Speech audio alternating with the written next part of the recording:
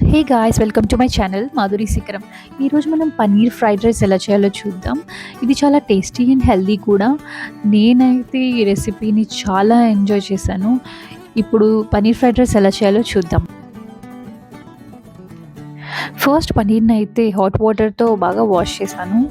తర్వాత పన్నీర్ని చిన్న చిన్న క్యూబ్స్గా కట్ చేసి ప్యాన్లో వేసుకుని కొంచెం వాటర్ యాడ్ చేసుకొని సాల్ట్ కూడా యాడ్ చేసి పించ్ ఆఫ్ సాల్ట్ యాడ్ చేసి బాయిల్ చేశాను 4 మినిట్స్ వరకు.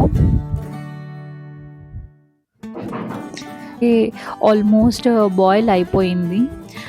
ఈలోపు నేను స్టీమర్లో వెజిటబుల్స్ని బాయిల్ చేస్తున్నాను. Carrot, French beans, green peas, capsicum. Boiled పనీర్లో నుంచి ఎక్స్ట్రా వాటర్ని అయితే నేను డ్రైన్ చేసి ఇంకొకసారి క్లీన్ వాటర్తో క్లీన్ చేశాను. మీన్వైల్ రైస్ కూడా పెట్టేశాను ఫ్రైడ్ రైస్ కోసం. వెజిటబుల్స్ కూడా బాయిల్ అయిపోయాయి. ఇంగ్రీడియంట్స్ వచ్చేసరికి boiled vegetables, green peas, capsicum, sweet corn ఉంది, ఫ్రెంచ్ బీన్స్ కూడా, ఇంకా boiled paneer, onion, coriander, carrot, green chilli, rice. Stove మీద ఒక ప్యాన్ పెట్టి హీట్ అయ్యే వరకు ఉంచి 2 table spoons of ghee add చేశాను. తర్వాత దీనిలోకి ఆనియన్స్, ఒక ఆనియన్ కట్ చేసుకున్నాను, గ్రీన్ చిల్లీస్, ఆనియన్ యాడ్ చేశాను. అవి గోల్డెన్ కలర్ అయ్యే వరకు ఫ్రై చేసుకోవాలి. ఆనియన్స్ త్వరగా ఫ్రై అవ్వాలని కొంచెం సాల్ట్ కూడా యాడ్ చేశాను, సో దట్ త్వరగా అవి ఫ్రై అయిపోతాయని. తర్వాత దీనిలోకి వచ్చేసరికి నేను ఒక టేబుల్ స్పూన్ జింజర్ గార్లిక్ పేస్ట్ని యాడ్ చేశాను. ఈ ginger garlic paste, onions and పచ్చిమిర్చి మొత్తం పచ్చివాసన పోయే వరకు ఫ్రై చేసుకోవాలి. పూర్తిగా ఫ్రై అయింది అనుకున్నప్పుడు వెజిటబుల్స్ని యాడ్ చేద్దాం. ఫస్ట్ అయితే బాయిల్డ్ క్యారెట్ని యాడ్ చేస్తున్నాను.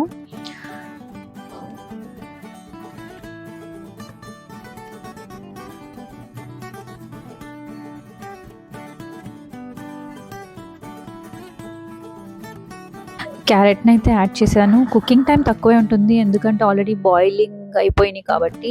ఇప్పుడు ఫ్రెంచ్ బీన్స్ని యాడ్ చేసుకుంటున్నాను. నెక్స్ట్ వచ్చేసరికి sweet corn, capsicum and green peas అన్నీ కూడా బాయిల్ చేసి ఉన్నవి యాడ్ చేశాను.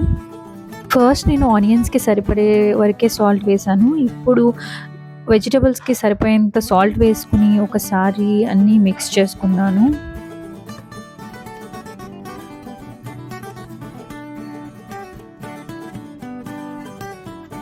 వెజిటబుల్స్ కొంచెం ఫ్రై అయ్యాక బాయిల్డ్ పన్నీర్ని యాడ్ చేసుకోవాలి. బాయిల్డ్ పన్నీర్తో పాటు కొన్ని మసాలాస్ మనం యాడ్ చేయాలి. మసాలాస్ అంటే మరీ మనం ఎక్కువ ఏమి యాడ్ చేయట్లేదు, కొంచెం లైట్గా టేస్ట్ కోసం మసాలా యాడ్ చేస్తున్నాము. ఫస్ట్ నేనైతే గరం మసాలాని యాడ్ చేశాను 2 స్పూన్స్. దెన్ నేను ధనియా పౌడర్ని యాడ్ చేసుకున్నాను 1 స్పూన్. తర్వాత నేను 1 స్పూన్ జీరా పౌడర్ని కూడా యాడ్ చేసుకున్నాను. వీటితో పాటు నేను ఒక 3 లవంగాలు, ఒక చిన్న దాల్చిన చెక్కని కిచెన్ స్టీల్ గ్రైండర్తో పౌడర్ చేసుకుని యాడ్ చేసుకున్నాను.